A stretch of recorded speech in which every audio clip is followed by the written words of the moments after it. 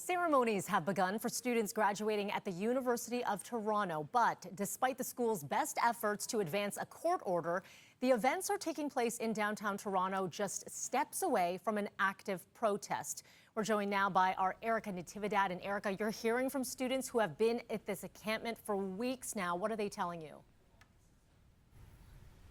Well, Mel, of course, they don't intend to leave at all, despite what's happening at the university today or in the coming days, of course, until their demands are met, which is that they want the university to divest from companies that they say are profiting from Israel's offensive in Gaza. So I want to show you exactly what it looks like here at Convocation Hall. There has been fencing put up here blocking the view of the encampment, which, as you mentioned, is just steps away. So as students are walking in, or graduates, I should say, are walking into Convocation Hall, that a view of the encampment is blocked. However, there is still chanting happening behind me.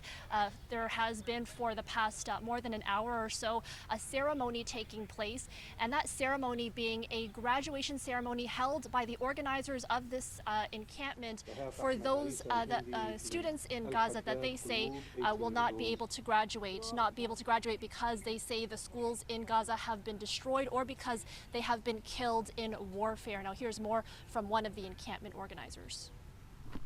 That this university cares so much about this graduating season that they went so far as to put up a fence to protect it. If it's so special, then why is that same honor not given to Gaza graduates?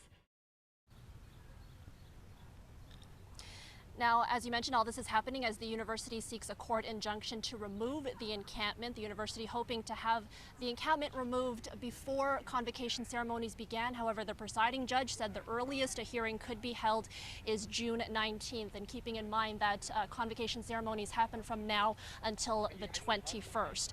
A number of Jewish organizations who are filing for intervener status in those hearings spoke earlier this morning, alleging a certain anti-Semitic incidents connected to the encampment. Here's more from them. Members of the campus community, including Jews, Israelis, and those who simply believe in the right of the state of Israel to exist, shouldn't be blocked from sharing common spaces on their campuses. They shouldn't have to walk through their campus seeing signs that tell them to go back to Europe or encourage resistance by any means necessary. Now, the university has released a brief statement addressing what's happening on campus here in downtown Toronto today, and they say, we recognize this is a challenging time for many in our community, and we acknowledge the pain and suffering felt by those impacted by the conflict in the Middle East. With that in mind, we hope everyone will allow our graduating students to have their moment without disruption or interruption. And Melanie, the university says more than 30 ceremonies will be taking place over the coming days for more than 13,000 graduating students. As we mentioned, the first ceremony is set to take place here in about an hour at 2:30 p.m. We will, of course, be following this and have more tonight on City News at 5 and 6. Mel. All right, appreciate the update. That's our Erica Natividad at the University of Toronto. Thank you.